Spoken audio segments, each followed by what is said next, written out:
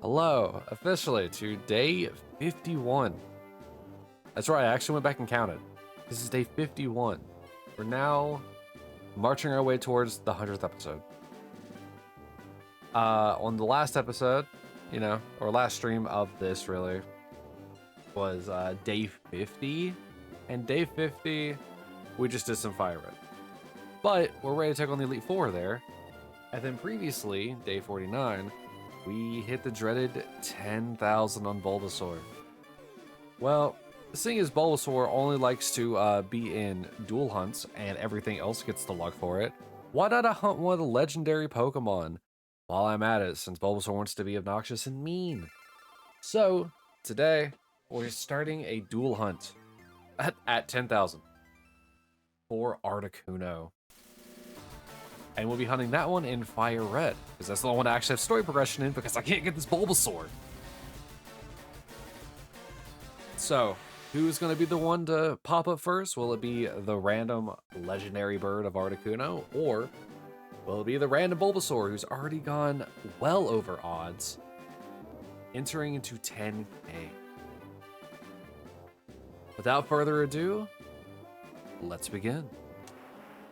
Get the first check of the day out of the way. As you can see, there's some drastic time differences here. 31 hours, or I guess 32 hours, in Fire Red, and 2 minutes in Leaf Green.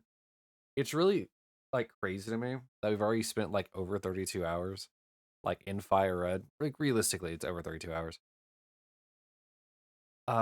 Just playing it. I'm pretty sure most people probably would have finished the game by now at 32 hours, but I don't know. People play different Pokemon. Yeah. People play Pokemon at different rates anyway. So, oh well. But anyway, let's go ahead and hop into this. Thankfully, we don't have to do runaways. We can just do soft resets for Articuno as well. And since I'm tired of hearing Bulbasaur's noise, heard it probably roughly 10,000 times, we're going to be focusing on Articuno this time around. So, you're probably obviously going to be hearing many actual battle sounds.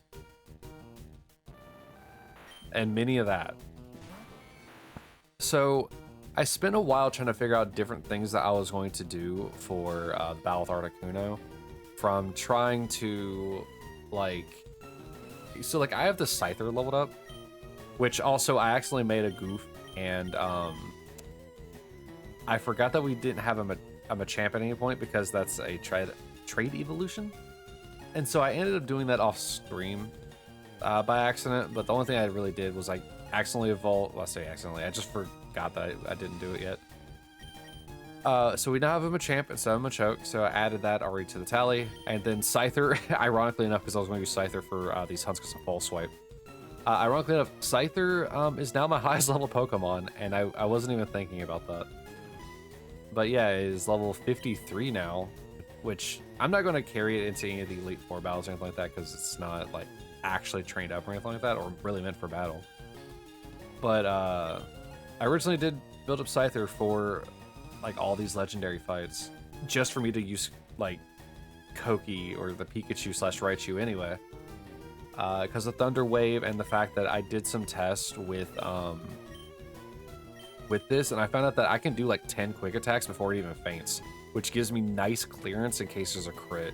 Unlike Thunderbolt, which I'm terrified of that critting just when I get the shiny, which it would, knowing my luck, obviously. And then Thunder will probably just outright kill it anyway.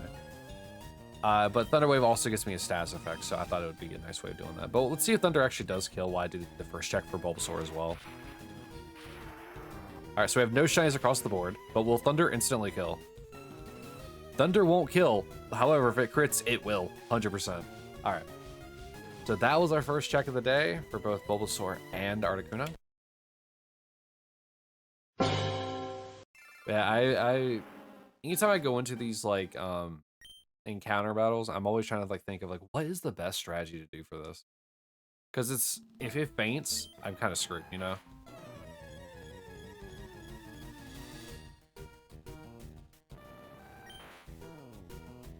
Alright, we got nothing on the Articuno side.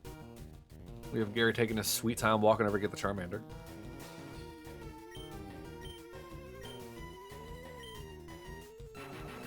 Alright, nothing across the board. Also, I just noticed it's not incrementing. That is the second one, even though it was selected earlier. There we go. All right. So how is everyone? I missed you guys last week. Kind of unforeseen thing, kind of like struck out of nowhere. So had to have that all taken care of. But we're good now. I'm good. And I hope you're doing good as well. I missed you. It's fun doing this. Like even losing my mind to like Bulbasaur, it is very fun to do this.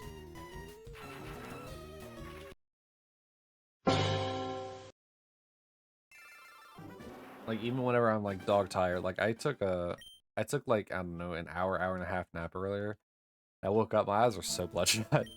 It's crazy how bloodshot they are. And usually it's not that bad either. I didn't even donate today. I did not donate plasma today. Which is... I mean, it sucks, but like, there was no way I was going to, like, realistically be able to do that and drive home. And then do this without some kind of, like, nap. So I just forego the plastic donation. But I have a plan for that now. I'm thinking I'm going to do donations for that, actually, after Monday streams. If I can ever, like, stop, you know, spending 6 hours playing Metro Prime.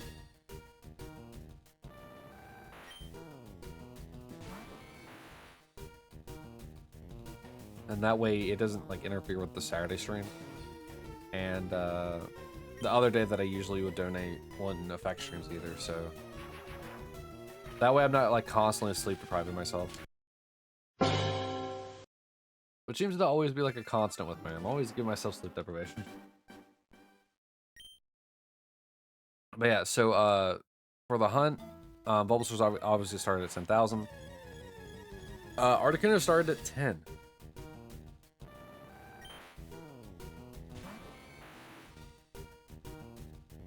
So, quite the discrepancy, by a factor of about, I'd say about 10,000. Or, sorry, no, it'd be 1,000. Be a factor of 1,000. I think. 10 times 1,000 is 10,000, right? So, it's going to be interesting to see who truly gets to be the shiny. The one that's already super over odds, or my favorite legendary bird. Because who doesn't love ice, man? Like snow, winter, cold.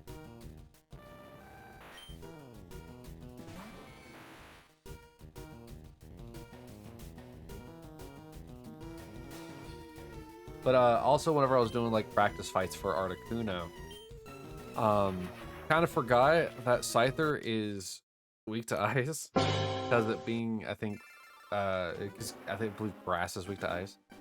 Completely blanked on that. It's also going to suck whenever I go to fight Moltres, because grass is weak to fire. But then again, it might be because it's flying. I don't necessarily remember the typings. But hey, at least Zapdos won't be too much of a problem for Scyther. At least that one I can actually false swipe properly.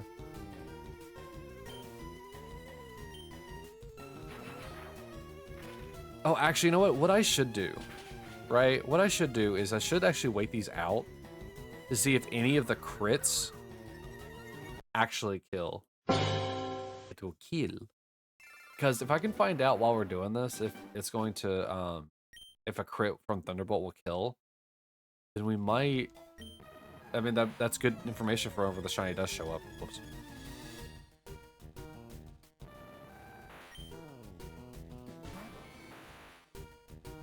Alright, so we'll do this actually while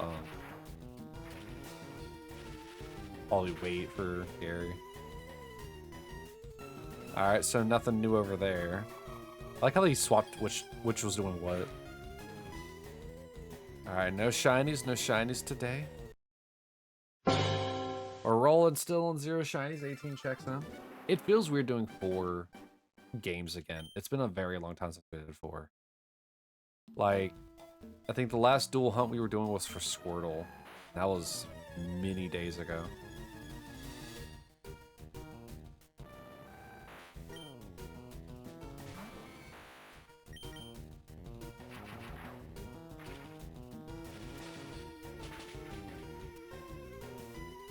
I'm very, very I'm like, I'm not ecstatic. I am very, very like eager to get another shiny.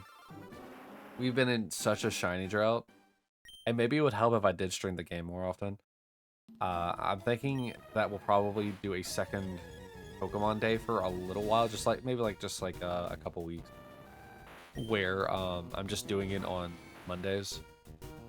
Since Chrono Trigger is probably going to be taking up a lot of time still. I don't know how far into Chrono Trigger we are, but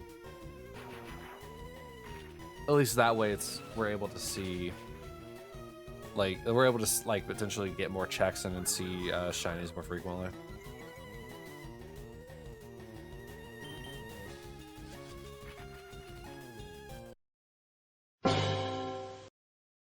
Because it is pretty rough only doing this once a week, and going those weeks without seeing anything, especially in like these early generations where the odds are they're really, really stacked against me. As I said before numerous times, Gen 1 and 3 are the only ones that scare me, because those are the ones that have the worst odds from.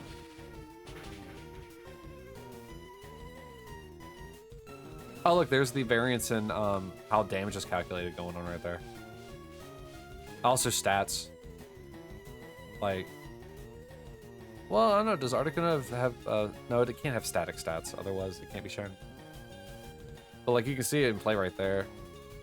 One is higher special defense.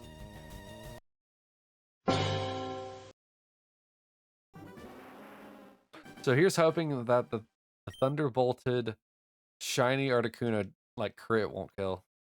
But I guess we'll get, like I said, data here.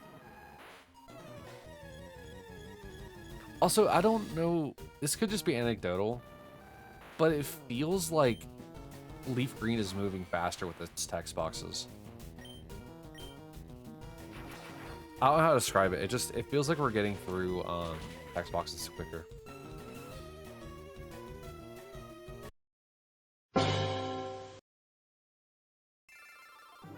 Oh yeah, we also hit 25, which means we have a raffle that we can do. So I'll just do that real quick.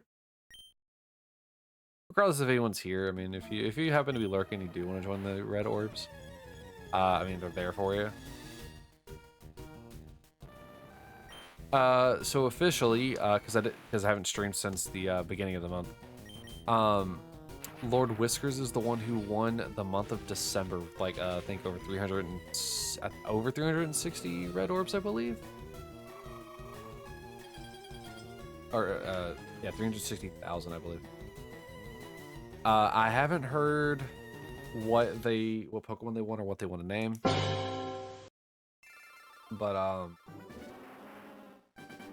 they are the one who won December, so eventually we'll find out what that one is, and I'll relay it here. There's still plenty of Pokemon to name throughout the world. Garchomp and Melodic or Milotic are taken now. Unrelated to like the red orbs thing.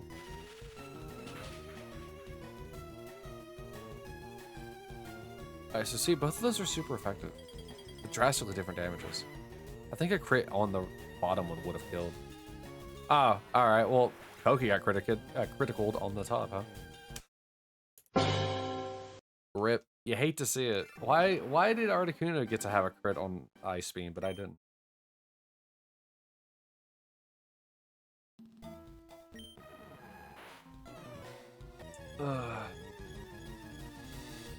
Well, at least now I know Koki will get taken out with one Ice Beam if he crits.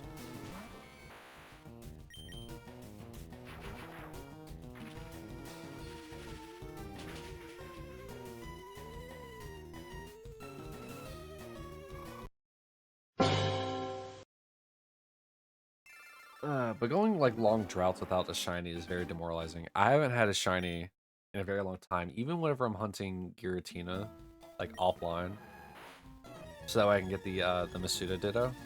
Like, it's still going.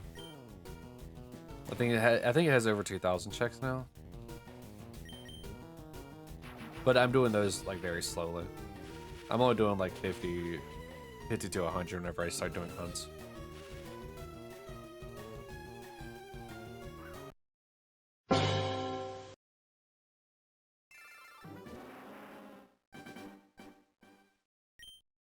So those are still going very slow. And I'm not like hunting them every day. I just kind of hunting whenever I get like the feel for it. But it's kind of hard to want to hunt offline when I have to hunt online here.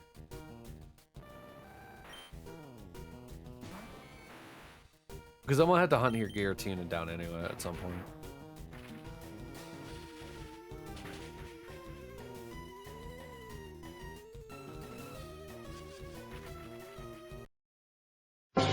I wonder what would happen if I end up getting 2 different shiny Pokemon. Like, what do I do if I end up getting, like, say, both Articuno somehow at the same time? Or a Bulbasaur and an Articuno? I mean, that'd be really cool. Yeah, let's just finish both hunts in one day.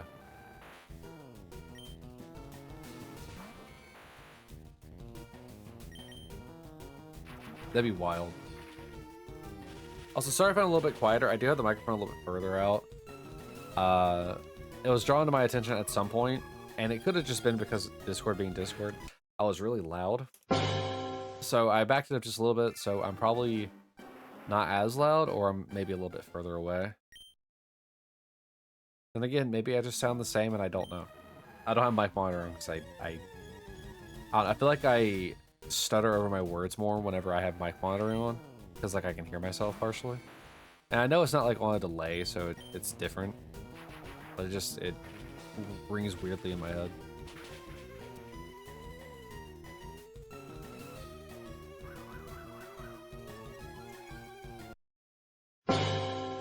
But also I don't like really hearing my voice, so that alone is probably enough to prevent me from mic monitoring.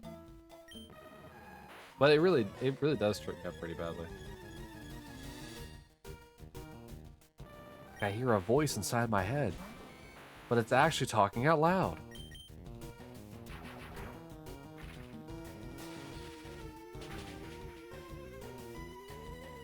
Dude, I've still yet to crit. Wild. When I was doing practice runs as well with Scyther just to see if I could get it to work, I think Articuno critted me 3 different times amongst my like 11 or 12 tests. But like also the reason why I even have a the reason why I have him a champ is because like I wanted to use him a champ for like its sturdiness. Completely forgetting that A, fighting doesn't resist ice, and B, Ice Beam is not physical. I'm pretty sure it's special. And Machamp is anything but special defense.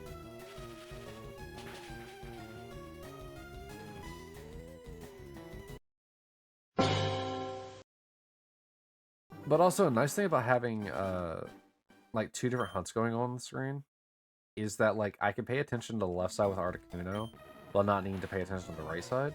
Because I know the order of events on the right side. Once I say yes, I can just spam B. While I can look at the Articunos on the left to see if any of them have the Shine Sprite.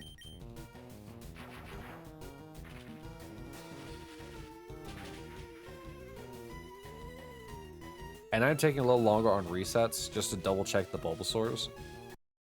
But also to give Thunderbolt some time to see if it'll crit. Because that is good knowledge to know if Thunderbolt's crit will kill.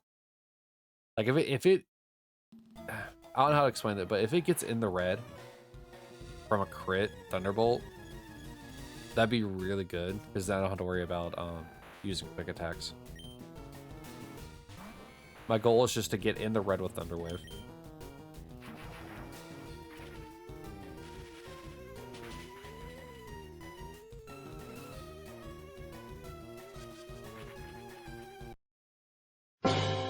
However, if I don't happen to, I keep starting with like I think junction words like but and although, also, however. I keep saying this probably because I'm like having a giant run-on sentence in my head.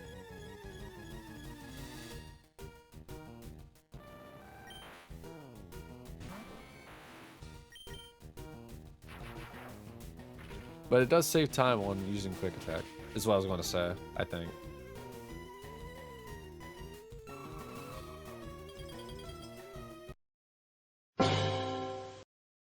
Alright, that is another raffle. Hit the 50 mark. You know, I didn't actually check to see if this scored properly pink.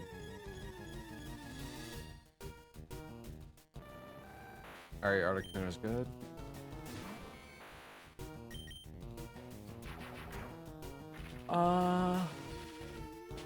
That it did. That it did.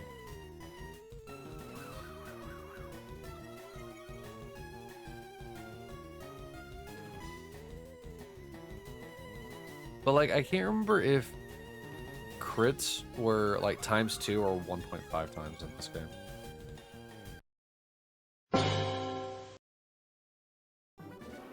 I don't even think people like like everywhere I looked, I don't think people even concisely ever said what it was. I mean, it could also be a range, like how damage is just calculated.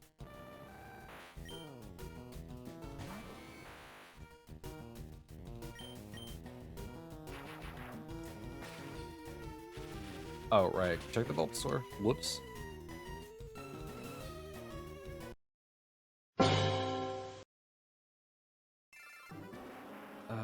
The only thing hard about multi-hunts like this is having to pay attention to 4 different screens.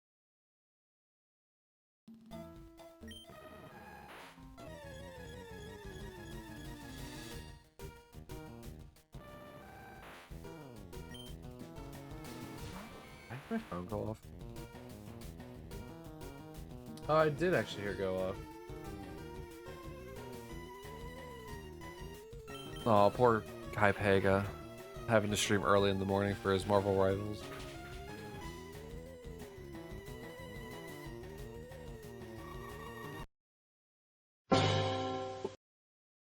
Maybe one day we too will join in the Marvel Rivals. But ain't today. I'm bad at hero shooters. I liked Overwatch a little bit whenever I played it back in the day, but I was playing it specifically with Genji and stuff like that. Hanzo was pretty fun even with the Shatter Arrow.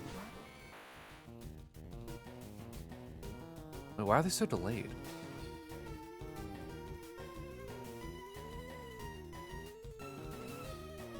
I mean, I'm not seeing a difference between them.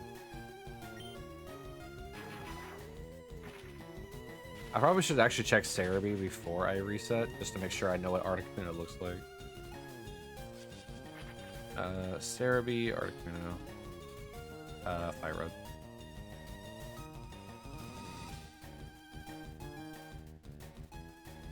Oh, it's just gonna be a darker blue? Oh, that's gonna be rough to see. Alright, essentially... Wait.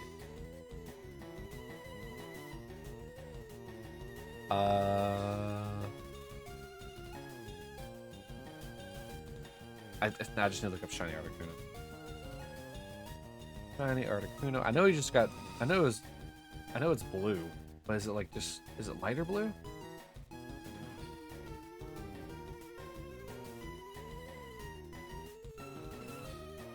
Alright, there's Articuno. Right. Let me look at Articuno Fire Red.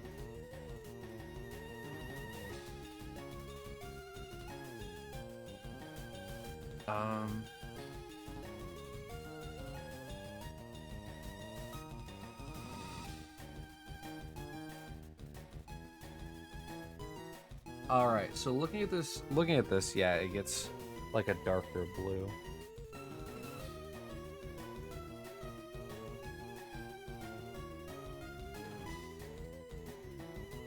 Actually, there's another way I can check on here. Because I'm like thinking like, how can I tell the difference? Oh, so the one on the right is the shiny variant. Okay, so it gets... Okay, so it gets lighter, not darker.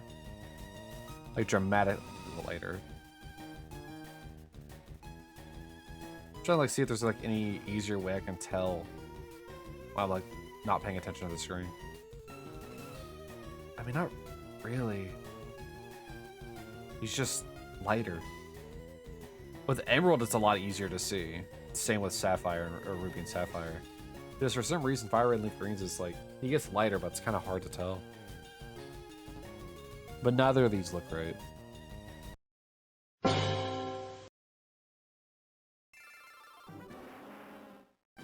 I guess that's why I need to pay more attention to the screen more than just yapping.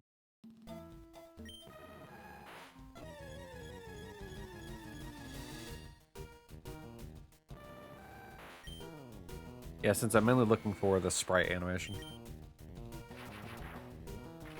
Or the shine animation, sorry. These are all sprites. That's how the game is made. That's the art style of the game. Right. Oh man, it's past Christmas, so I can't even, almost say it anyway. Anybody want a Sprite cranberry? I'm not hunting Moltres, but you know what I mean.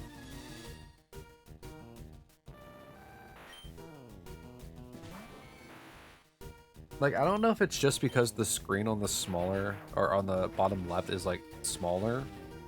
But, like, doesn't Articuno look slightly lighter in that bottom one?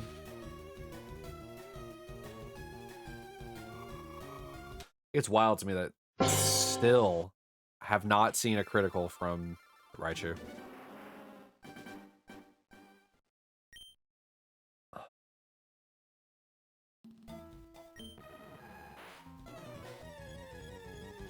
Like, Bulbasaur is pretty easy to see. He becomes, like, obnoxiously green. Articuno just becomes lighter.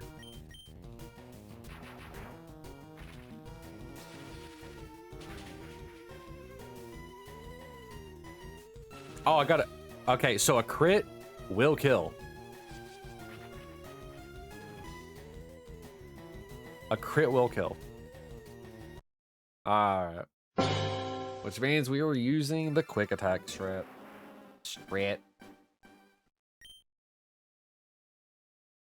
Man.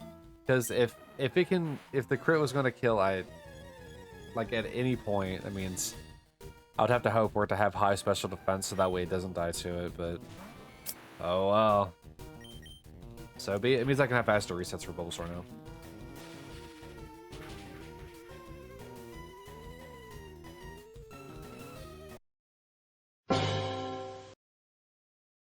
Yeah, unless I can specifically see the stats of the Bulbasaur.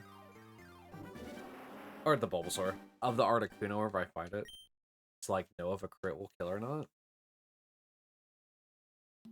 I'm not gonna take the chance.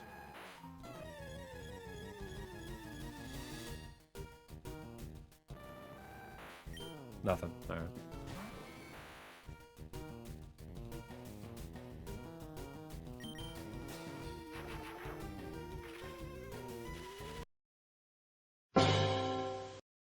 Yeah, today's once again I keep starting with like the interjunction kind of words.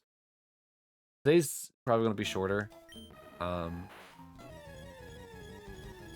Like I was talking about like bloodshot eyes and stuff like that. It's not good, but also my stomach's hurting and I don't know why. Like I've eaten. I ate fairly recently. So, I don't think it's because I'm hungry. I think it's just me being tired. You ever be so tired that like you just kind of like don't feel well? Like not like the normal kind of sick. Actually, to roll with that as well, have you ever like not eaten and you got sick, which makes you not want to eat? Like that's a very weird feeling. Like where you're not eating, so then your stomach starts to get upset, and then in the process of your stomach getting upset that you're not eating, it then makes you not want to eat. Like, what? It's silly. Or is that just me? Is that just a me thing? I can't be alone in this, right? Kat doesn't usually get this issue. Whenever she gets hungry, she gets angry. She gets hangry. But no, I just get upset. My poor tummy.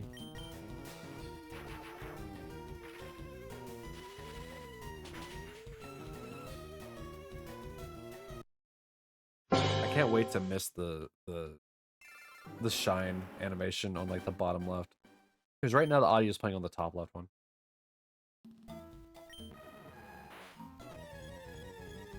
Oh, what? I keep doing that.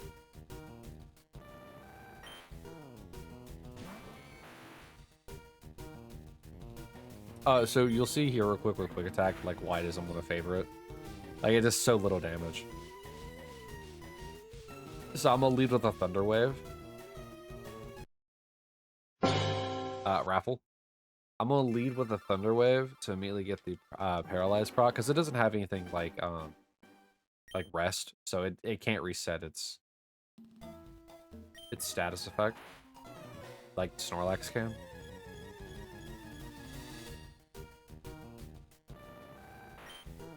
So because of that, I want to lead with Thunder Wave and just keep using quick attacks. And like I said, I think it takes about 10 to kill it. I think what I'm going to try and do is when we get it to roughly half HP, I think I'm going to use one more quick attack. If it crits, then I know it'll go into the red. If it doesn't crit, then I can switch to Scyther and start using Fury, not Fury Swipe, False Swipe. And I think I have a backup Pokemon for it as well.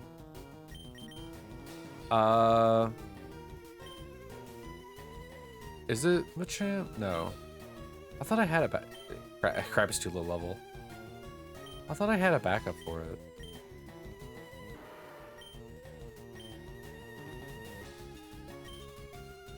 No.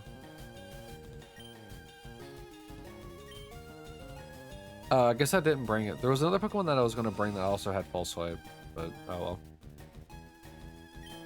C'est la vie. I think it was in my original routing. I think it was like level 43 or 44. It was a Pokemon I caught. And it just had False Swipe on it. I think also the Scyther I had also had False Swipes on it. Though I did do something with the Scyther. I gave it, I think, Sword Stance. Yeah, I gave it Sword Stance to help with the False Swipe, like to remove health.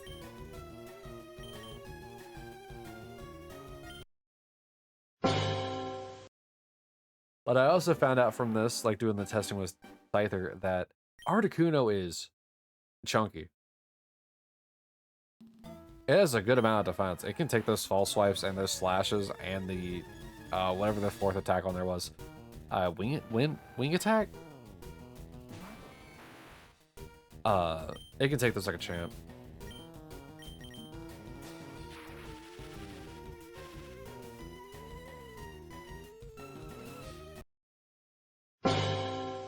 The odds that they both used Mist and they both broke through the Paralyze. Insane. RNG doesn't actually exist in these games. It's all predetermined. Do, do, do, do, do.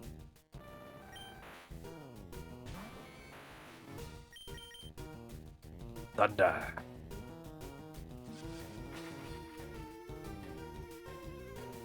I wonder what Mind Reader actually does. It's like, oh, it took aim. I mean, does that mean it avoids the next attack? Like, what does Mind Reader do? I've realistically never met somebody who uses Mind Reader. If you happen to know, please leave it in the comments down below or in chat here.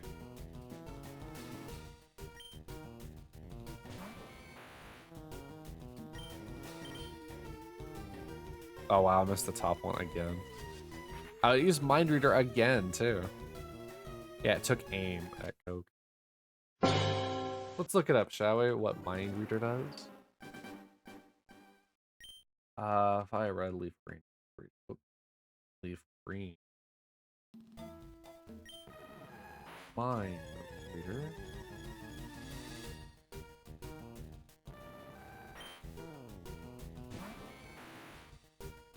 Alright. Back. After the user has used Mind Reader until its effect ends, when you see the table below. Oh, great. I gotta look at tables. I gotta look at graphs. Oop. As the user has used Mind Reader and until its effect ends, any accuracy check it makes against the same target will succeed. This means moves will not miss, even if the target is in the semi-invulnerable turn of a move such as Dig or Fly.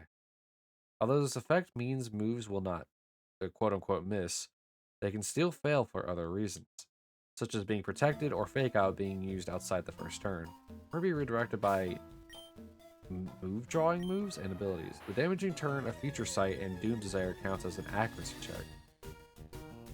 Mind Reader will fail the targets behind a substitute.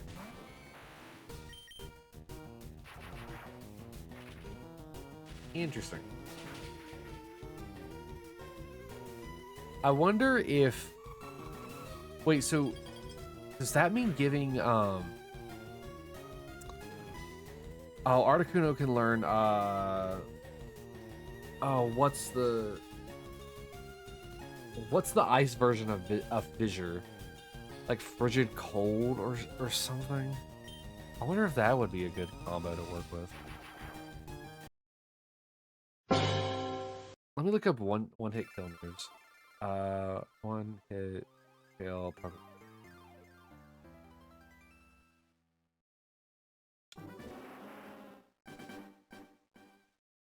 Oh, I'm sorry. Knockout. I forgot.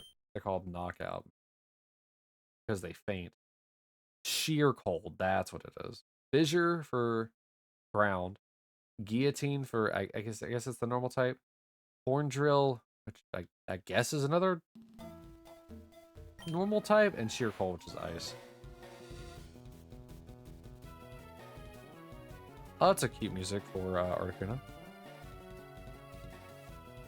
I guess most of the time you're not listening to this music, are you? Is this music used at any other point in time? I don't think this music's used for like trainer battles, right? It's not. All right, so let me see if Articuno can learn Sheer Cold. Learn sets.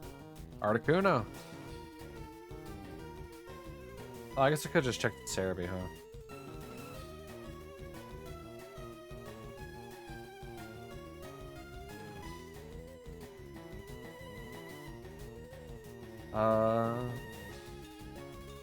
Oh, interesting.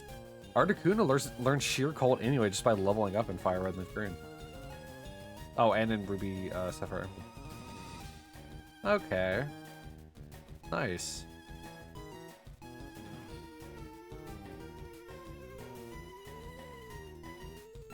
So Sheer Cold, oh sorry, Mind Reader on top of Sheer Cold seems a little like busted, doesn't it? Or does it not work with those? Or does it not work with that move? I mean, it doesn't seem like there's any kind of caveat to it.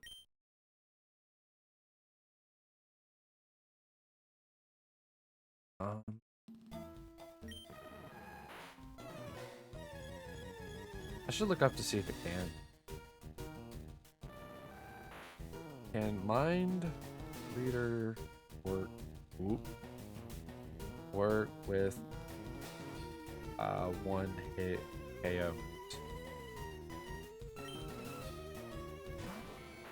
Yeah, Mind Reader and Pokemon can work with one hit KO moves. And if you use Mind Reader with the opponent before they attack with the attack, it will guarantee that the move lands, bypassing any form of effects that would usually apply to such moves.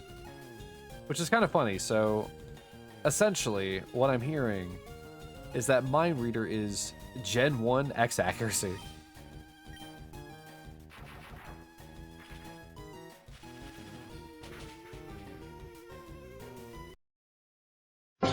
Wild.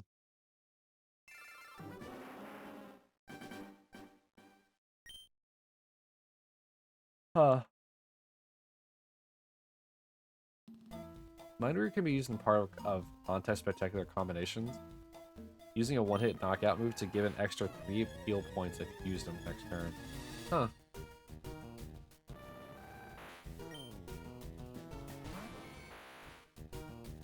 The more you learn.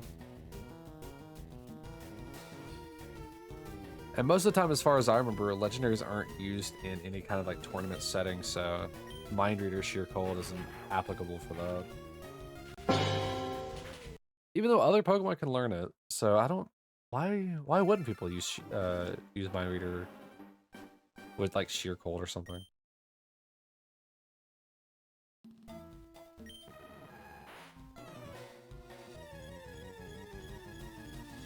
Seems a bit specific to like specific use case, like essentially get 5 free kills.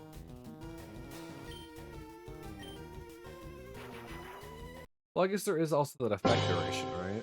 Also, we hit the 100 mark, so let me do a 10k even though, you know, not too much more. Let's go back to Mind Reader on the bulb, right?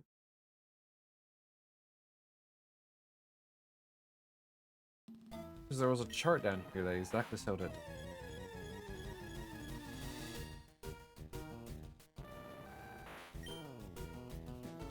Alright, so...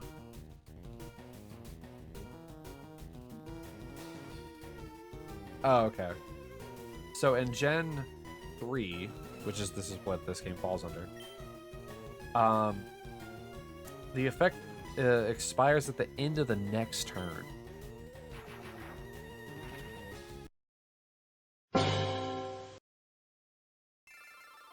So it can be baton passed.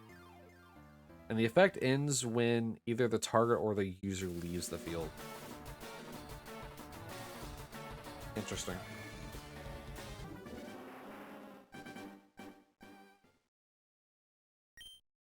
And you can restack it. So, like, for example, if, like, let's say I use Mind Reader, then they use Fly.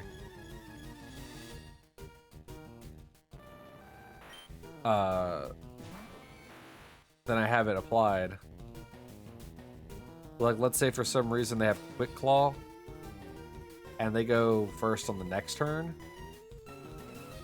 Me not knowing they had Quick Claw, I could then use... Or sorry, let me just say, I guess I suspect they have Quick Claw. Well, no.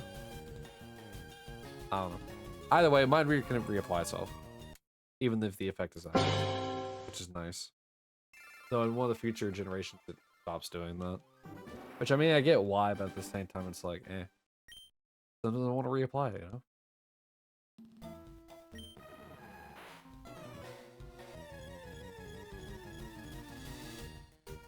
Well, wait, it says at the end of the next turn. Well, no, it's the same thing. Never mind.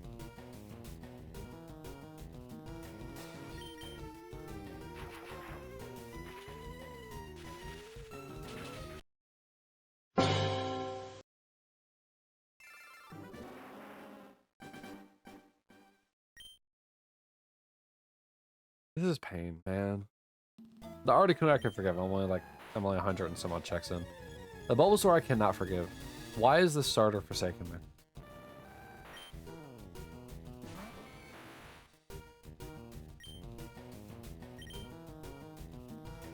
He can't even hit Thunder anymore on the top one. It was the first one I hit up there too. But like Mist as well. I don't know what Mist does either. Oh.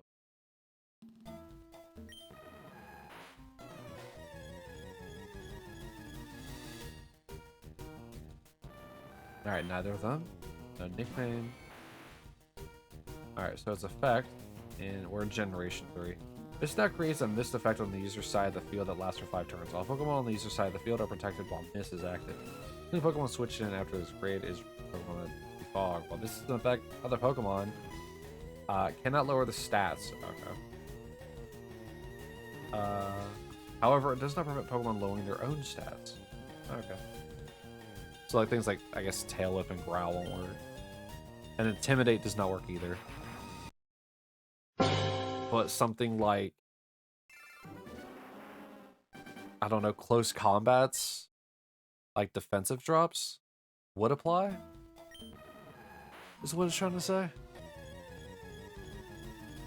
What other stats like intentionally lower your stats? I was thinking like swagger, but swagger increases your attack for confusion. Or is it your is it yours or is it your opponent's?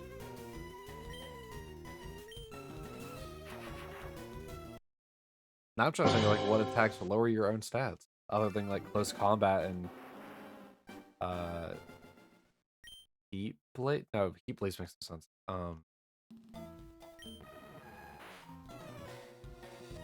Charizard has it, right? Like Blast Burn? Is Blast Burn low stats? Or is it like Hyper Beam?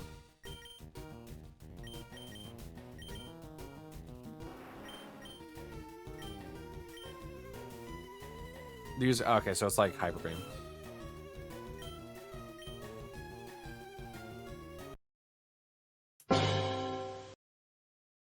Just trying to think, what else? What other attacks does it? Like, because there's a lot of attacks where like they have the secondary effect of increasing a stat potentially. Like Metal Claw can raise your attack.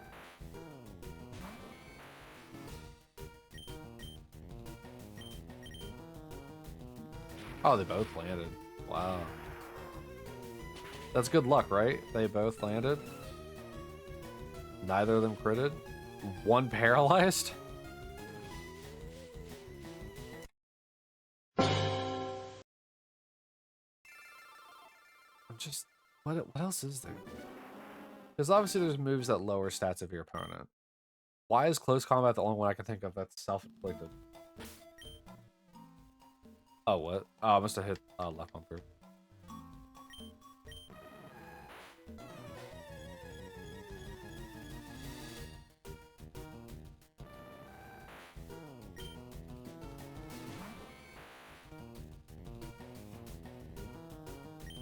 This is so mean. I feel like I'm being punked. Like, I don't explain it. Like, the first three were free, and now you're stuck with no odds in your Pokemon. In your shiny hunt. Get bent. The first three were to lead you into a false sense of security.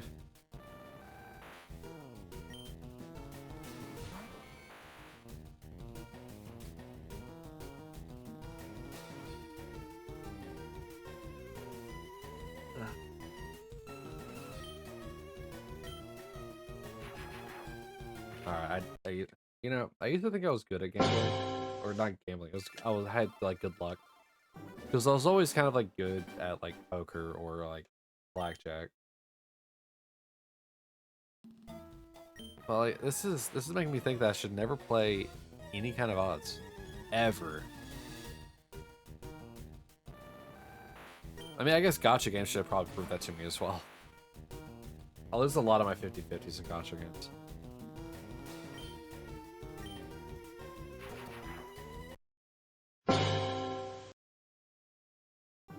Maybe there's something to that. Maybe this was a bad decision. 51 days and I have 3 shinies. We're almost at a year, by the way. February 17th will be a year that I've been doing this. And I have 3 Pokemon to show for it. 3. I need you to let this set in. I have 3 Pokemon. 3 shiny Pokemon in a year of doing this.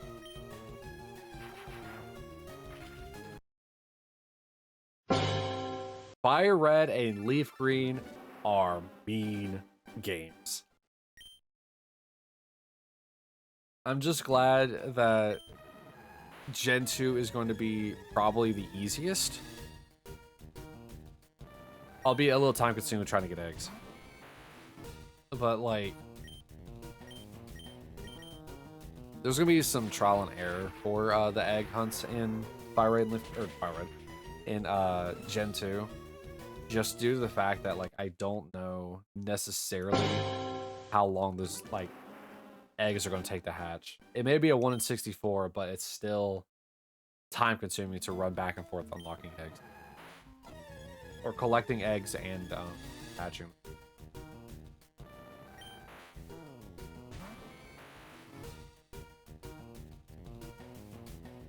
Because what I'll probably end up doing, right? I'll put them both in the I'll put them both in the daycare, and then oh yeah, raffle. Where's my button?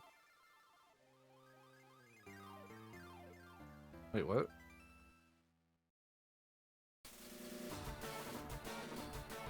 That was weird. Put them both in the daycare. I'm going to have only one Pokemon in my team because it's minimum. And then we'll just run back and forth trying to open eggs and just collect them whenever I happen. Like, yeah, hopefully there's a telltale sign. Like, I think in 4, one of the daycare people's like outside, I think, of like the door, and it tells you it has an egg. Granted, you have the Poketech you can also use.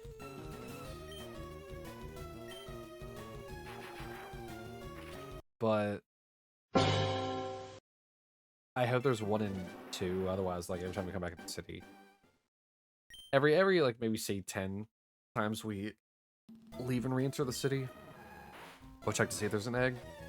If there is, then cool. There's an open spot. I can just continue wrecking back and forth and get more progress on. Now I have 2 eggs, so it'll probably be a back and forth to see that. And every 5 eggs will do a soft reset, so that way I don't have to move all these Pokemon into the. Oh no, I can't do that.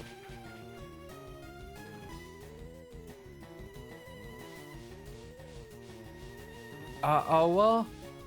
No, I could. I'm just trying to think like how I could do it. Like if I save before the egg is generated, and then run around a little bit, and then the egg's generated, I could then ensure that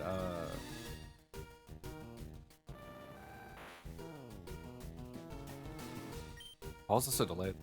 I could then ensure that like each time the egg is generated, it would have a different seed.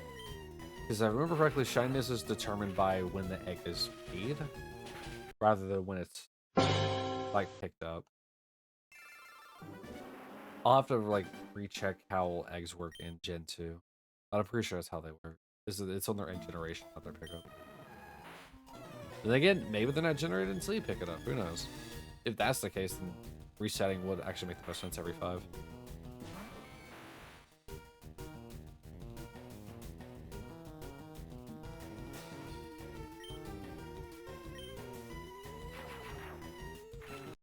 The only thing that's really going to be hard in Gen 2 are legendary dogs. Like really anything is legendary that I can't make eggs. And Ditto. Since I need a legendary Ditto. What? A shiny Ditto.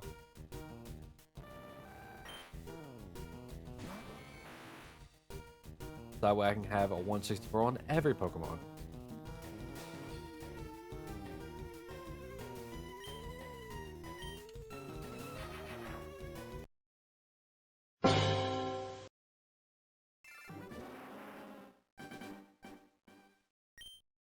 So, once we finish with easy peasy Gen 2, Gen 3 is going to be hard. Because technically we're coming back into these games.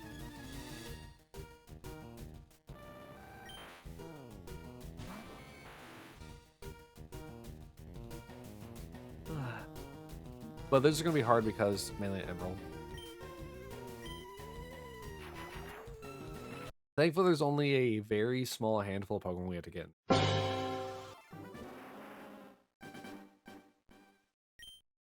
In Emerald, we're going to be doing, if I remember correctly, we'll be doing a starter Pokemon, which is going to be brutal because of the 0 frame reset. We're going to be doing Rayquaza, which can just be done with Runawaves.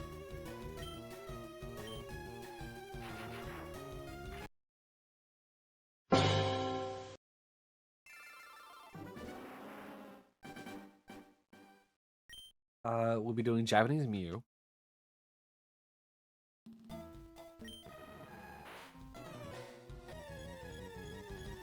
Which means I'll have to find a way of moving. I'll have to figure out a way of doing saves. I guess I could just do that one in the background. 2 different copies of Emerald.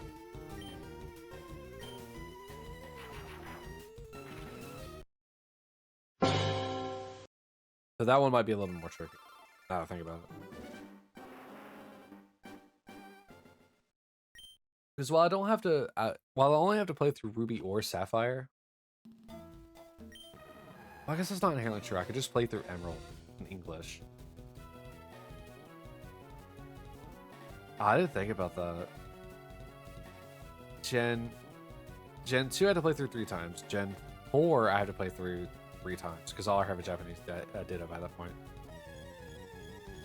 Gen 3 I had to play through 4 times because I had to get to the Mew. Oh, that one's gonna be fun. I'm about to speed through that.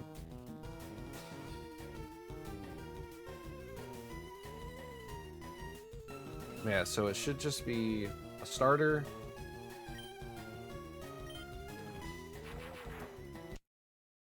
I keep losing my train of thought. It should be a starter, it should be Rayquaza, and it should be Japanese. It all depends on which form of Deoxys you guys want me to hunt.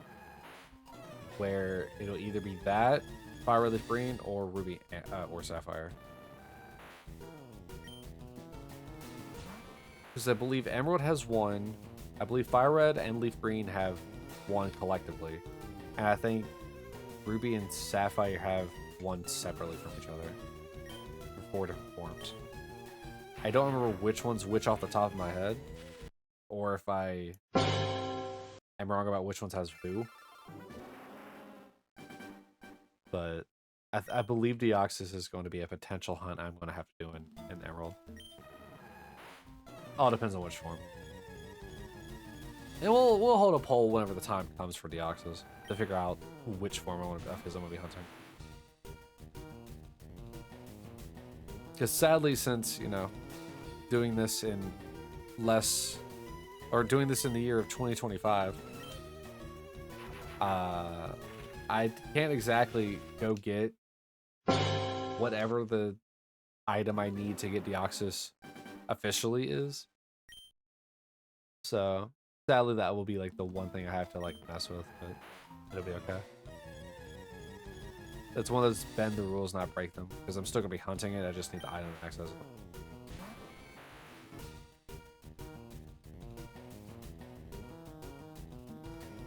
Come on. There we go.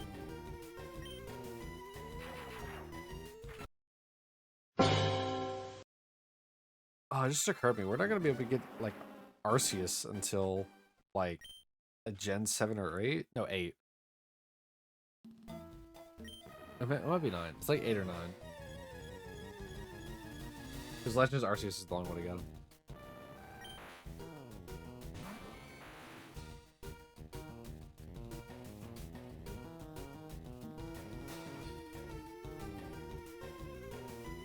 I will say it's super cool how they started like adding a bunch of integrative things. I have to do a raffle. A bunch of integrative things like in the future games. So like how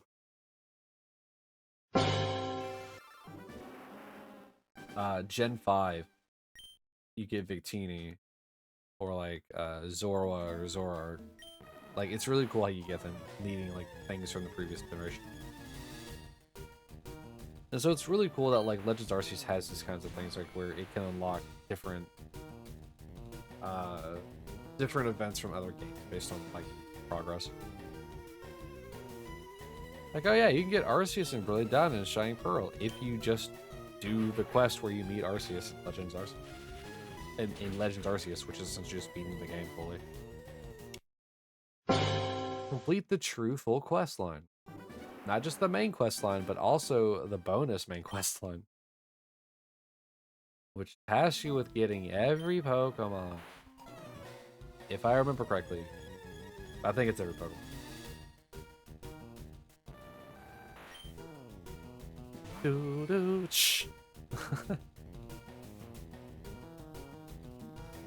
Yo, throwback or honorable mention to the person who voiced Zapdos in the animated movie, I believe.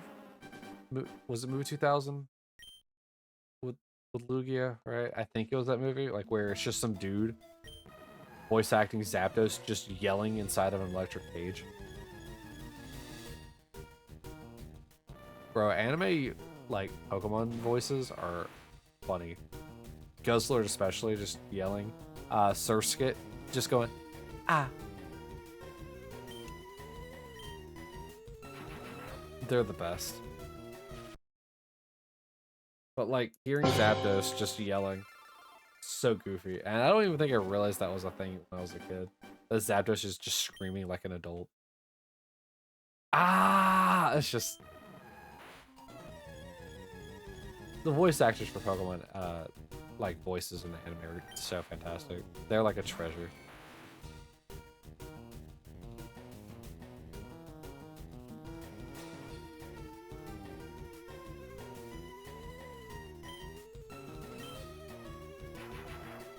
Oh man, I'm really feeling like creep on today. Jesus, ooh. I sadly think I'm only gonna be able to make it to like 250 checks today. I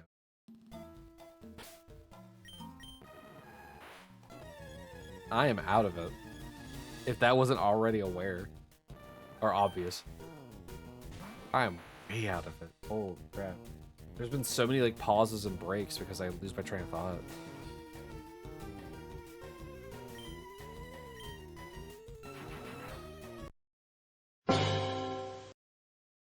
Don't worry, regardless of how tired I am, if there is a shiny, ooh boy. Ooh boy, at this point, ooh boy. Especially if it's Bulbasaur. My god, I'm going to be so relieved if it's Bulbasaur. My microphone might peak again. I don't know if I have a limiter built into this or not. Or like a compressor? Whichever one prevents my microphone from actually like peaking and like stops picking up.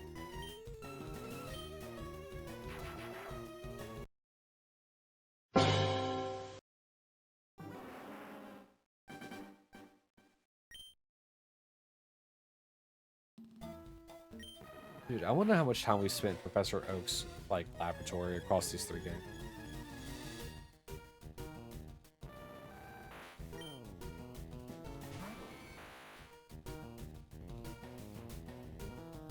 Like, we have the one for Charmander.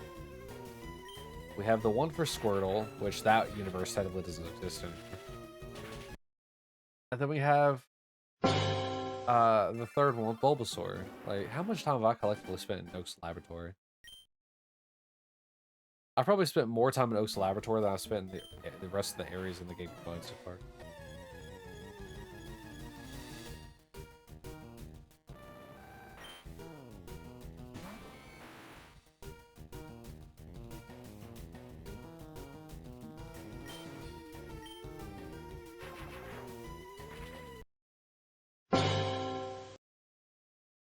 How did anyone ever let me do this?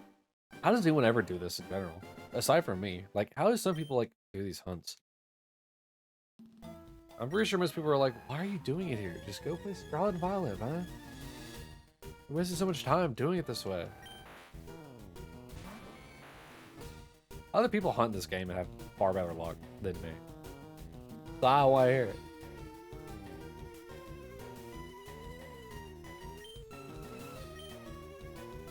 This is gonna be my magnum opus right here. There's gonna be a video uploaded to YouTube. It's gonna be like titled, "How It Took Me 4 Years to Capture a Bulbasaur."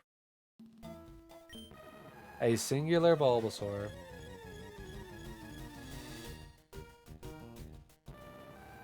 But I will say things will actually get fairly quick in the future. 4 screens will become fairly standard whenever I'm hunting Pokemon that are in both games.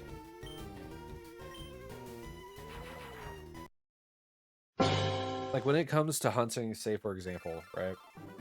We're hunting a Rattata. Rattatas exist in both games. There you go. Things will speed up a lot faster with those. Because those are just runaways. And then I don't have to keep restarting the game. Which will help speed things up tremendously.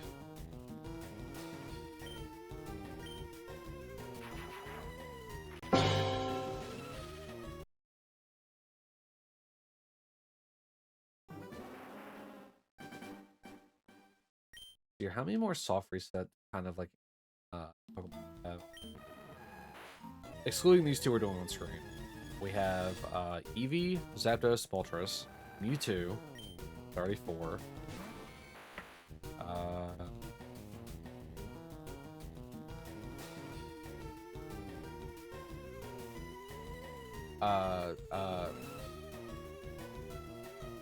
Kabuto, Ammonite, Aerodactyl.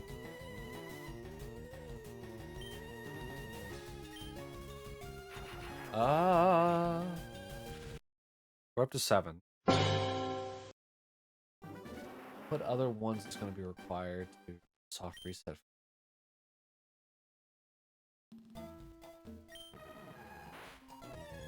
I don't know if Lapras is soft resettable, or if I use eggs.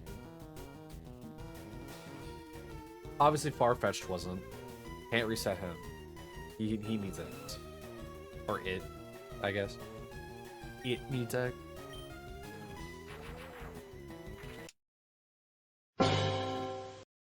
Oh, Magikarp.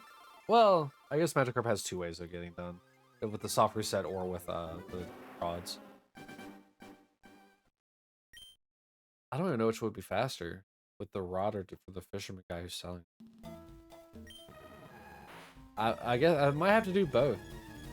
Think about it. I'll have to do both. Because I've already bought the Magikarp fire up. Oh no.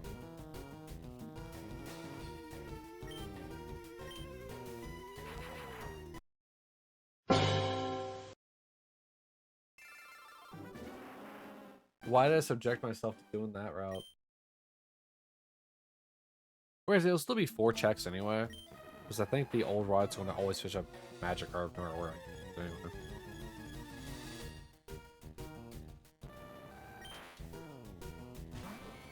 But at the same time, I said I would do it at the merchant.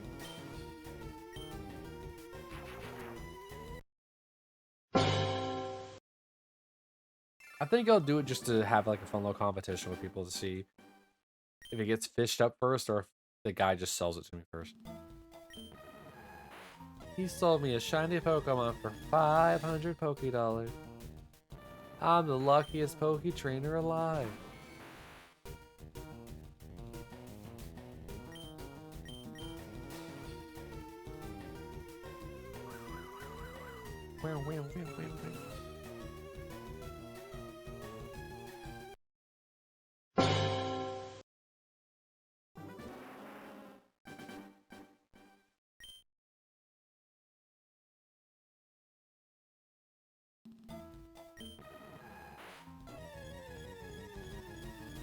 Oh man. Rambling and rambling makes it so hard to like not have a dry mouth. But I have to like not drink enough in case somebody comes in here and spams me with hydrates. So I have enough to drink.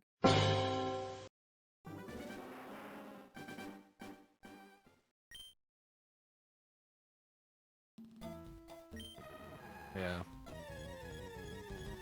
I don't want the episode to only be like an hour long. Especially when I missed last week. But sadly, I don't think it's going to be much longer than that. Like I said, I think I get to 250.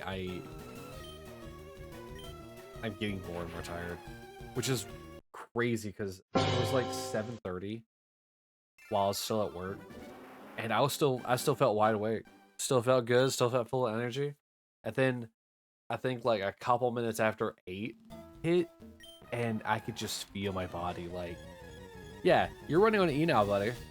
Get over it. Which is the main reason why I didn't donate plasma.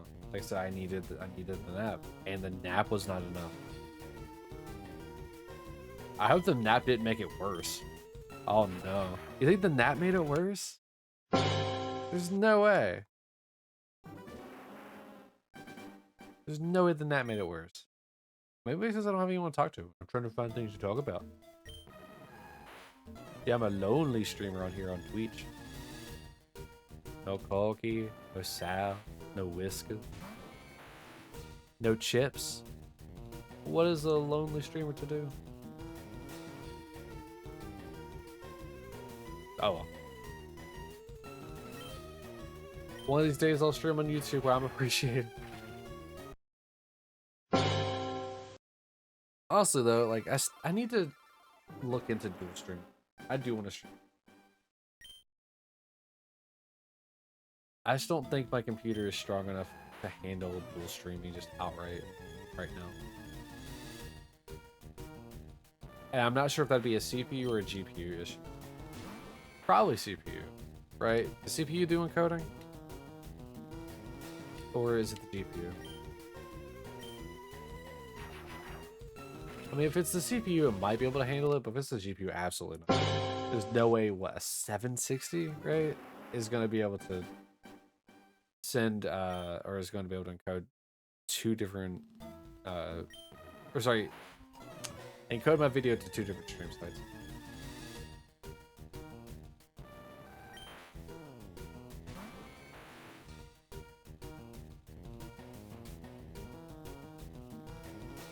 Well, I mean, I really can't say anything. The 760 has done pretty well. Like, it's done well past how good I thought it was going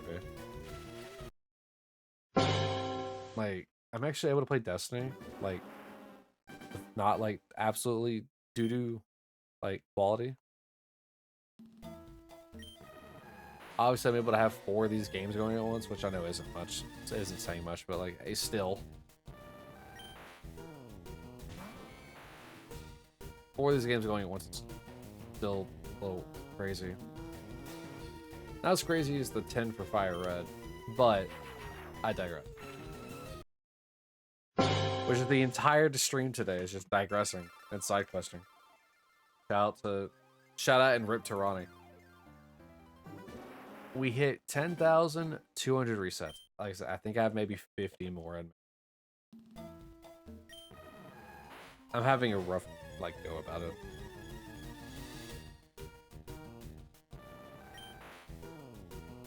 Ooh, oh yeah, I didn't get the Bulbasaur. Ooh, so I'm not sure how many people have read it or are aware of it, but there is a manga and an anime show that's like 24 episodes long, called Plunderer. And like, if you look online,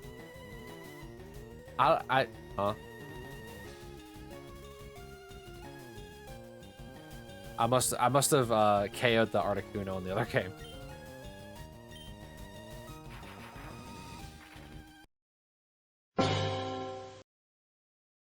But there's a manga called Plunderer, and for some reason, anytime you look online, and I don't know what it is, for some crazy reason, Volume 3 is just nowhere.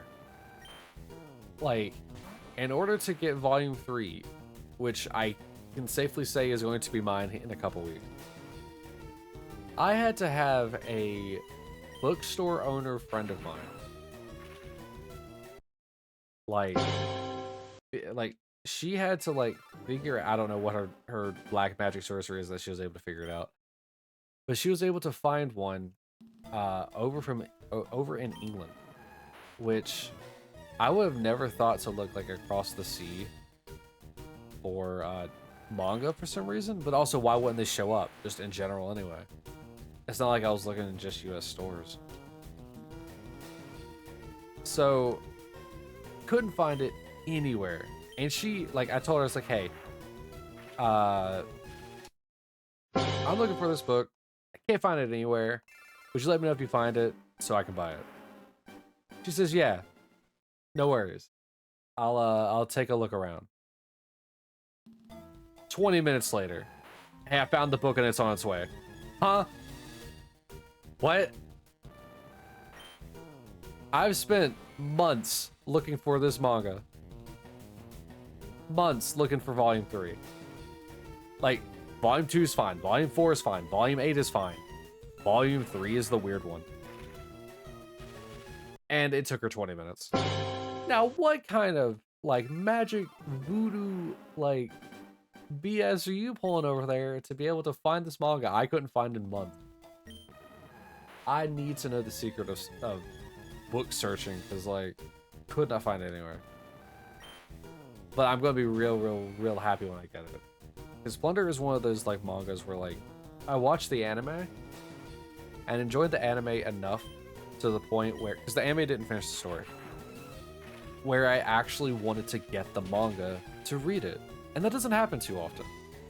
Because most of the time, you know, the story's finished, or they get to the end of their... I don't remember what the name that they use for, like, series that are like 12 or 24 episodes, and that's it, even though they don't finish the story. There's some kind of specific name for it. And usually, like, I'll get to the end of it and be like, yeah, that kind of sucks that, you know, it didn't continue. But maybe they'll continue one day in the future. But with Plunderer, I literally went, I need to know where the story goes. And I'm not much of a reader either. So the fact that Plunderer of all things is what got me to want to get the mangas for it is crazy. I think it'll actually be the first manga series that I've ever tried to collect. Because Kat has Hunter x Hunter. She has Hunter x Hunter mangas, I think 1 through 13, I want to say. And so, like, the only other book collections I have, which are actual books, granted, mangas are actual books too, but once again, digressing. The only series I have are the Throne of Glass series and the Inheritance Cycle / Aragon series, which I also have the continuing books after the Inheritance Cycle has finished. So, like, those are really the only 2 series I have. But now I have Plunderer. But I also have the manga editions of webtoons that have been coming out recently, like for Unordinary, Omniscient Reader's Viewpoint. I'm trying to think of the other ones. There's 2 more.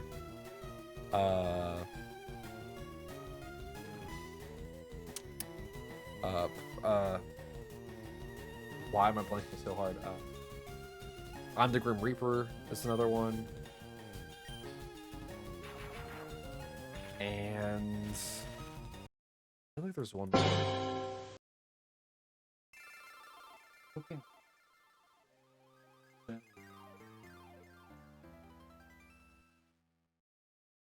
The other side?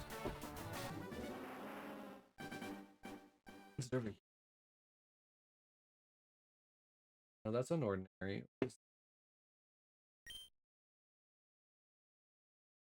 That's Plunder. Yeah, this is Plunder.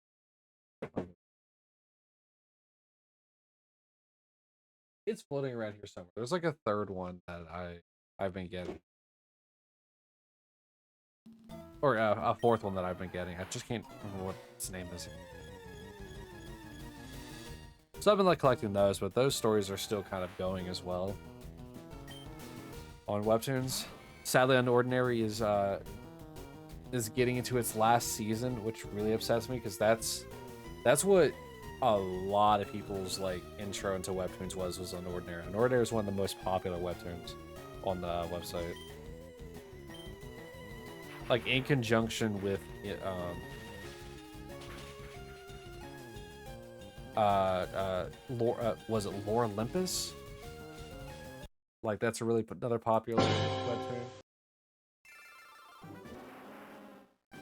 So a lot of people are probably gonna be upset when that series ends.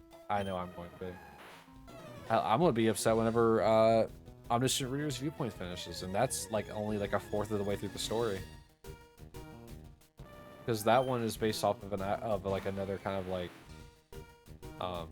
story, but instead of being like webtoons, like with the images and stuff like that, it's just kind of like a book where it's released as like chapters.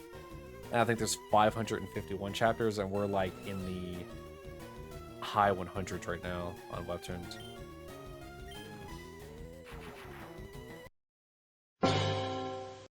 So it's one of those things where it's like, we still have a ways to go, but it's gonna be so upsetting whenever it actually ends.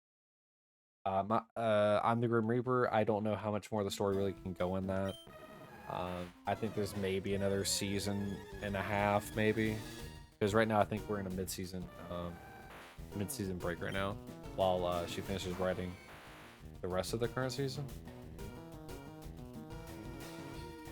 So there's a lot of series I've been reading that are gonna be kind of going away soon, well, soon, relatively speaking. That's gonna upset me. I remember whenever Sweet Home finished on Webtoons, and then they announced that they're going to be having a Netflix show, and that was really cool. The ending is different in Sweet Home's like Netflix rendition, but that's okay. It's still good.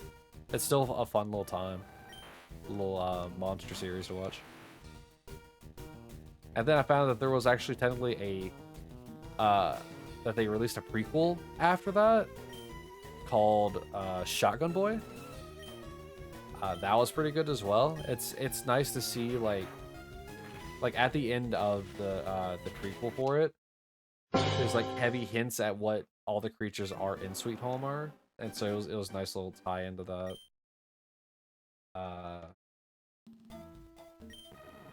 Let's see, there was another thing. There was another one that I got upset whenever it ended, because I didn't want it to. But there's actually a book series based on it. It's like Lightning King or Thunder King or something like that. I had to look it up, but it was a really good read. It was something that Kat and I both were reading. Like, she would tell me whenever it came out, and then we'd both read it. Or in the case of at one point she started reading ahead, because she would use the coins for it on Webtoons, and she would start reading ahead. So then after she finished reading it, then I would have to take her phone and read it, which means now we were stuck in perpetual like using the coins so we didn't ever fall behind.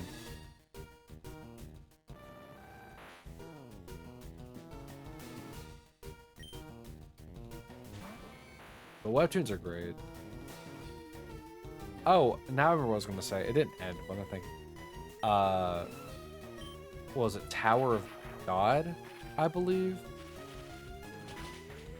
That is a series that's still ongoing. That got an anime adaptation for Crunchyroll, and that was pretty cool to hear. Even though I have never been caught up with Tower of God, like both the anime and the webtoon, I have yet to get caught up with that. Like even whenever it was releasing, whenever I started reading it, I just can't get caught up with it. It's so long.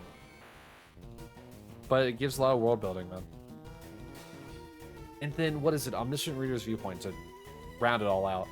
Actually got announced for an anime adaptation as well. And, like, that alone, man.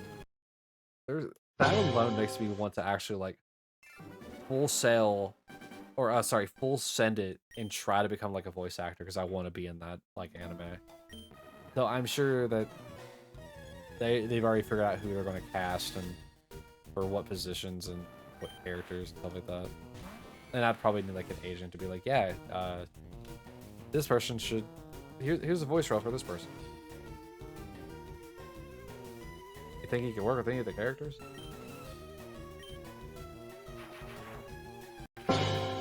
I say I want to be a voice actor in that whenever I can't pronounce half the names that they have, because it takes place in South Korea, I believe. Is Seoul in South Korea?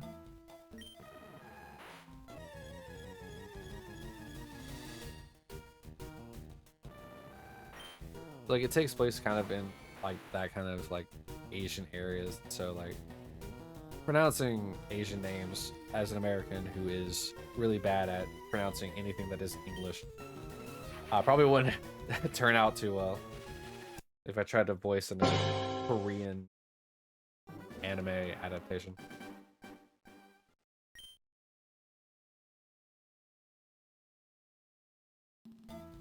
Like what is it?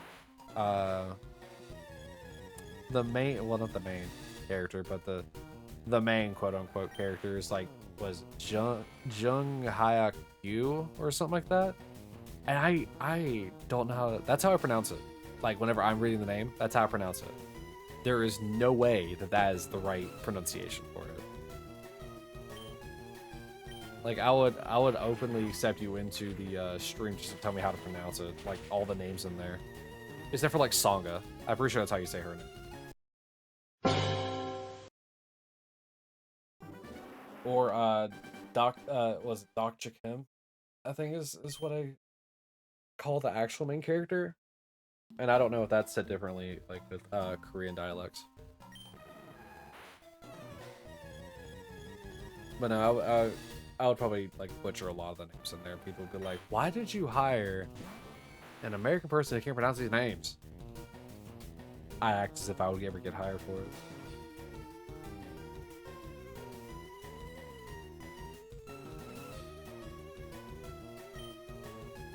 As we're approaching here, I guess I'll ask a fun question.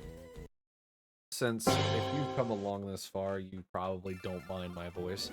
Are there any things, project, whatever, is there any IPs that you've probably heard my voice and went, ah, sure, I could probably voice something in that? Please tell me, because that would make me happy to hear. And so that way I kind of know what people hear my voice as being. Because I find my voice very annoying.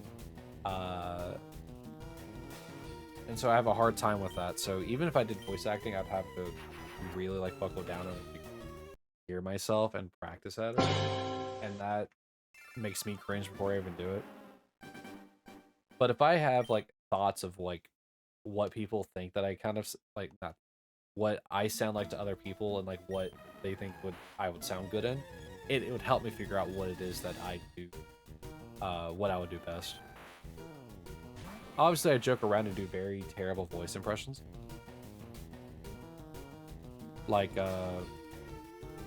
Crutch Timmy, the poor boy who always needs soup. I can't remember his name right now.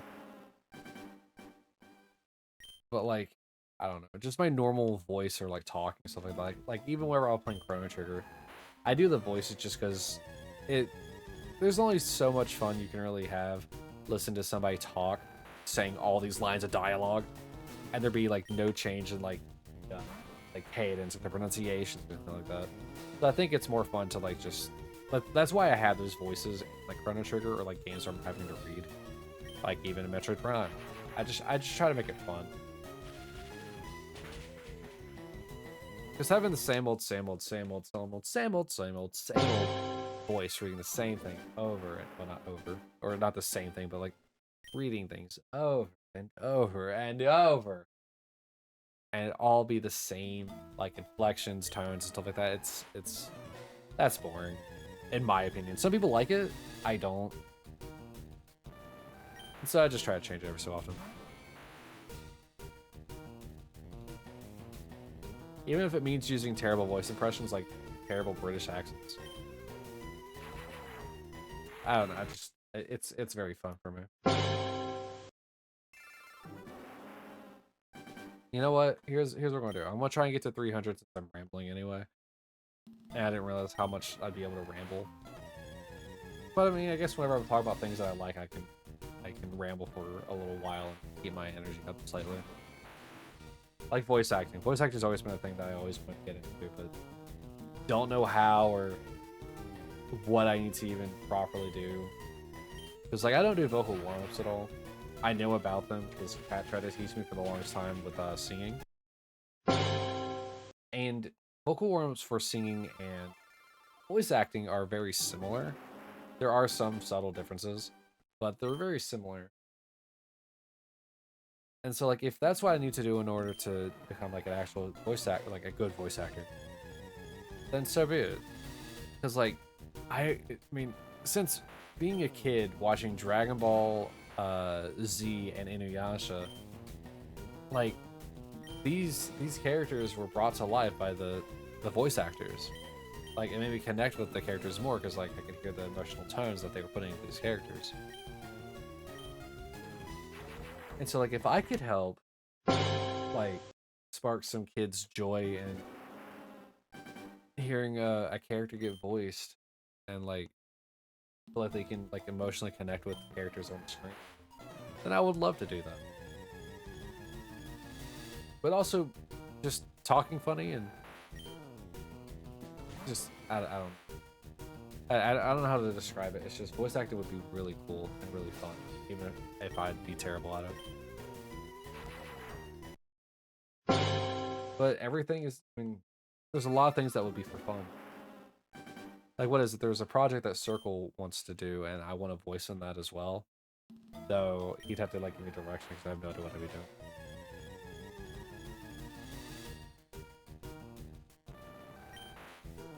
Yeah, if you have any ideas and like things that like you would want to hear me in, like projects that like people are like looking for like voice actors with, like whether like, preferably small, please let me know, because I would absolutely adore to like I would love to find a way to have a door into voice acting somehow, somewhere, without needing an agent. Without That's the big point. Without needing an agent. Agents are expensive. They're very, very expensive, and they can a lot of times actually curtail your whole thing. Like you think you find a good one, and then they just kind of sabotaging the entire way.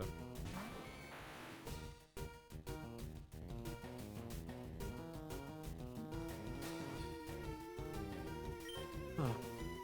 But it is harder to do all these things without an agent, because agents know what to do. They know who to send it to. They know what to request of you, so that way they know what to, so that way they could send what they need to. So it's like a double-edged sword. While yeah, you have more freedom to like do what the things that you want without an agent, they can also find you gigs or send you things you didn't even know about.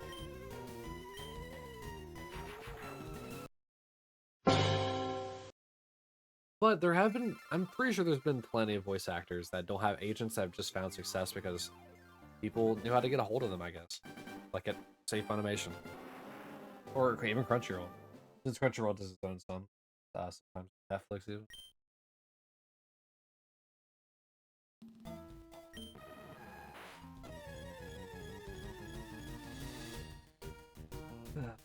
Maybe I should open up a business email. You want to hire me for your voice acting gig? Why? Here's my business email.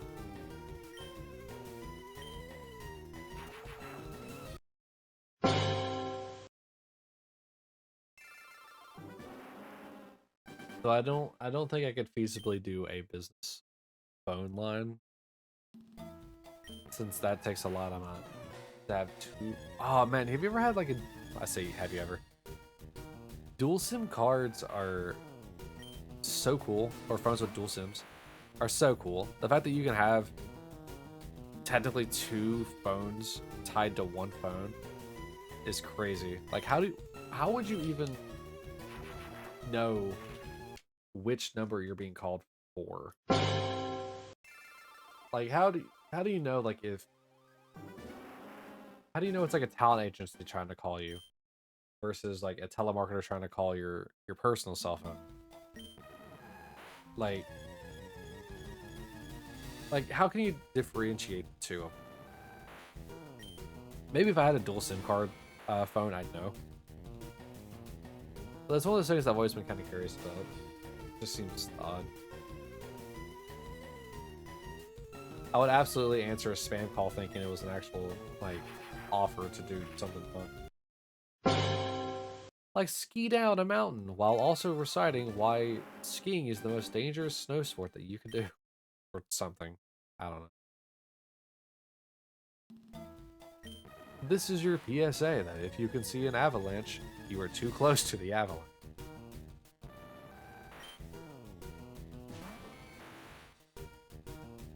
But just like,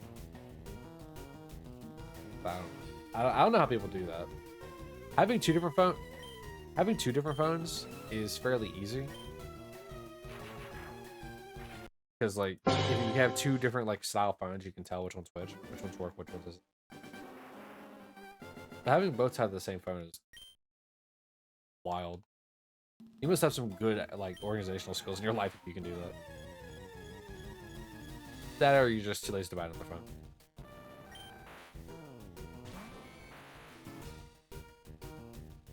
I think 2 of the phones that I've had throughout my life have had dual SIM capabilities.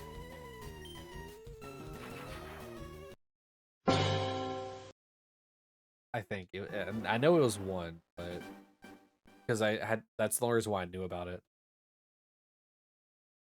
But I don't know if a second one had it or not.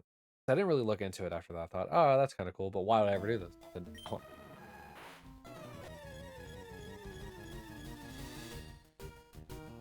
That's probably what's going to happen with all of this. With this Pokemon stuff. It's like, why am I doing this? I should move on from this. And then I don't. I then proceed to spend the next 20 years of my life trying to catch shiny Pokemon on the screen. My suffering is for your entertainment.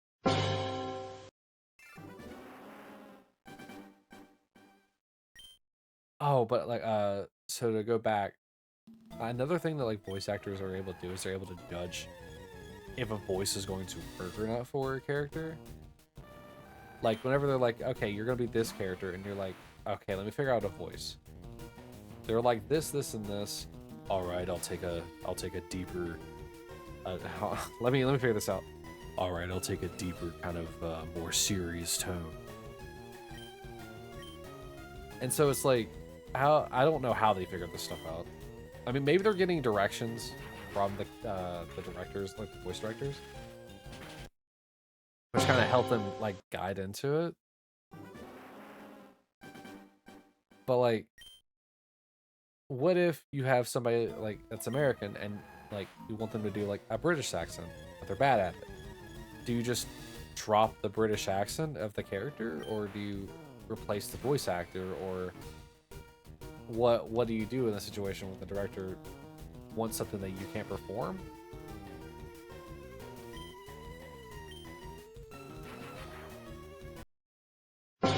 Like that deep the deep in quotes voice that I did earlier, like if I added a slight British accent to it, does that turn me into Ghost?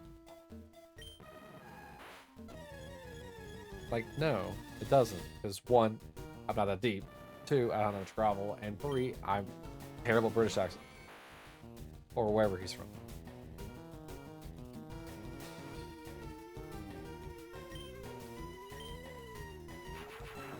So, like, obviously, I wouldn't be cast as Ghost. Because I can't really do any of the things that people would probably want out of Ghost's voice properly. So at that point, do I just get kicked out, or do you full send it anyway? More than likely, I'd probably get kicked out. Sorry, we can't render your services. Therefore, you're fired. You can't do a British accent. And you can't do it with an upbeat and growl. Goodbye.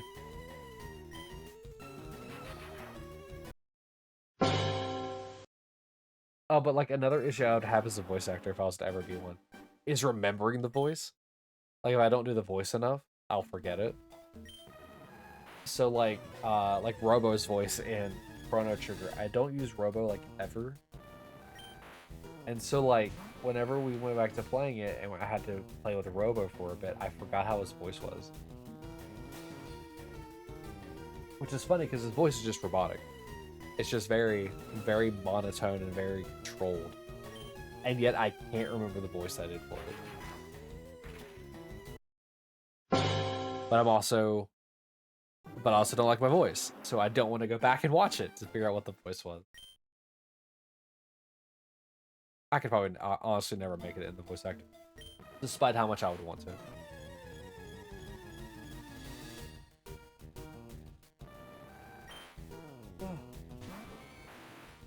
And then there's been like times where like I think I'll do something good, and then like people are like, no, it wasn't good. It's like, really?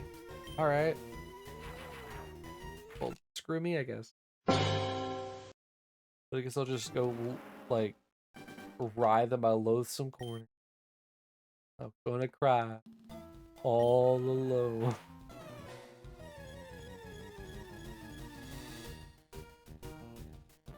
I think the biggest step would really be just getting my insecurities about my voice. It's really not that bad.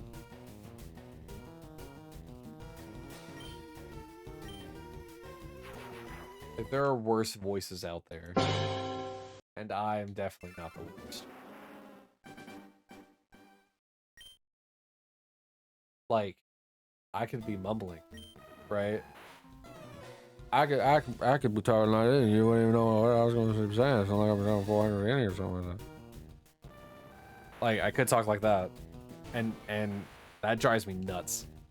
Like, it drives me nuts. Just figure it out, please. Back whenever I was younger and living in West Virginia, we had a neighbor that we called Dude. All right, that's all you need to know about him. And his wife's name was E, if I remember correctly, because my little sister couldn't pronounce her name, so she just started calling her E. And then it kind of became a family thing where we're just calling her E.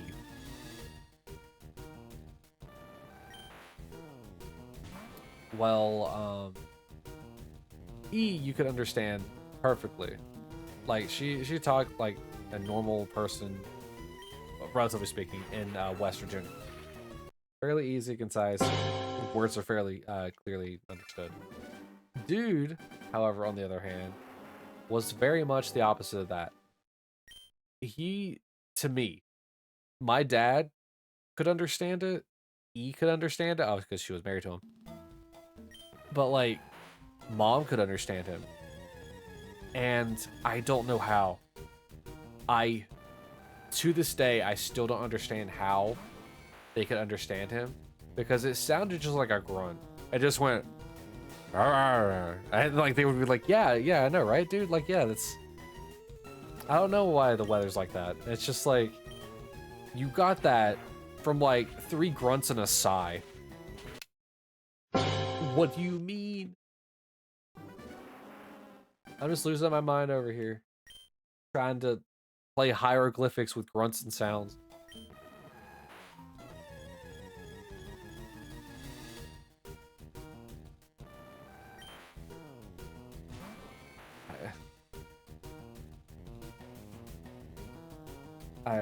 I really don't know how to follow that at this point. It's just crazy to me that, like, people can understand it.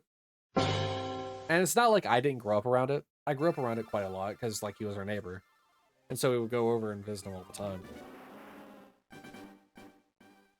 But they also, side tangent real quick, they also had this dog, like this really old dog. I don't think that dog passed until it was like 18 or 19 years old. Maybe even 20. That dog was old. Like,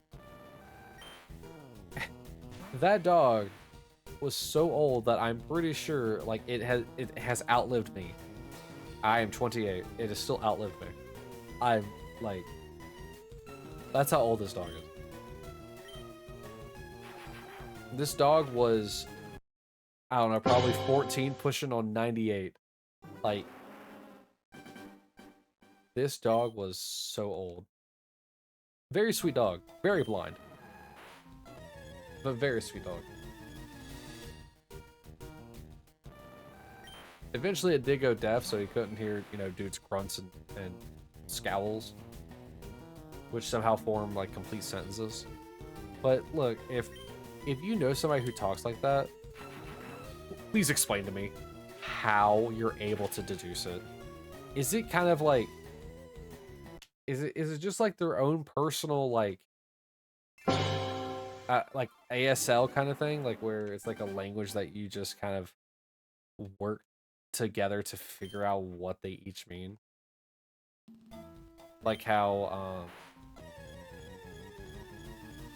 Helen Keller, right? She was the one who helped end up making the Braille system, I believe. And she was, blind and deaf. And Braille is good for people who are blind and hard of hearing. Slash deaf. Deaf, not deaf. It's an F, not a TH. Like, is it something like that? Because I need to know, truly. I am worried that, like, that like they were just lying to me, and he went with the flow on it.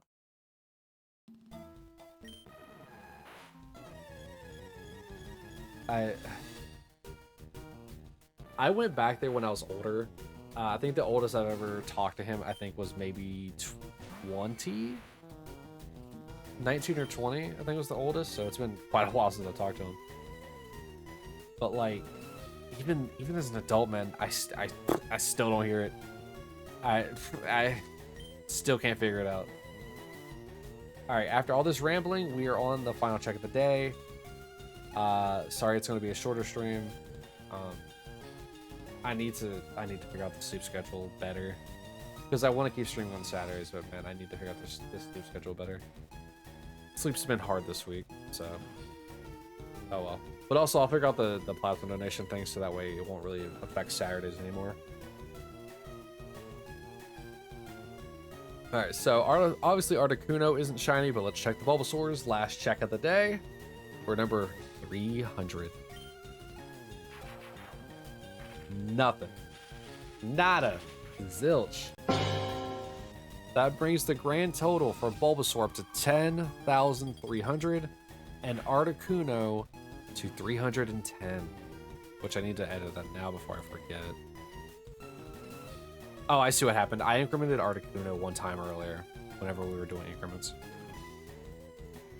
Okay, 310. Crazy. We also have Eevee at 50 resets, Kabuto at 10 resets, and Zapdos at 10 resets. Just as to have some, like, you know, other bars to let you know what we're at for those. But man, this is shaping up to be a lot more time consuming than I thought it was going to be, because like we're approaching a year, right? And we haven't beaten the Elite Four in Fire Red. We haven't got any progress in Leaf Green. We have 3 shiny Pokemon in Charmander at 5812, Snorlax at 1009, and I don't remember what Squirtle's number was. But it's ridiculous. But that's okay. We're going to be wrapping up here today. I need to do the final raffle anyway, just because of consistency and remembering to do it. But with that, YouTube, I'm going to be wrapping up here today. Sorry about the ramblings if it's something that's not really your interest. It'll be okay. Hopefully I'm able to get these 4 screens to consistently work. I was having some trouble with it earlier, but now it seems to be working out quite well. Tomorrow we'll have Chrono Trigger. I'm gonna say Chrono Trigger, so you can expect more of that, YouTube, if you are. And then once Metroid Prime finishes out, what we'll probably end up doing is probably just still sticking with, like, we'll probably switch those days to Pokemon as well, so we'll have 2 days of hunting. And I'm thinking that that might persist through February, just because that's going to be when I hit a year, is in February 17th. Which, let me see if I'm even streaming that day. February 17th will be a Monday. That's kind of funny. So, yeah. We'll probably be doing Pokemon for a little while then, but yeah, a year of Pokemon shiny hunting. February 17th on a Monday will 100% be a Pokemon stream. 100%, no doubt about it.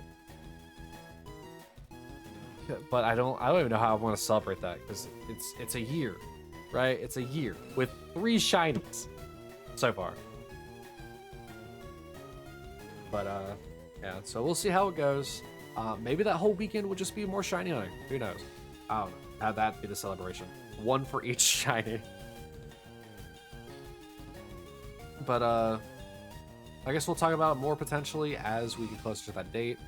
Until then, YouTube, you have Chrono Trigger and Metroid Prime 3 to still look forward to. I haven't finished them yet. But with that, thank you all for coming. I will bid you all adieu, and Memento Mori. Have a good one, YouTube.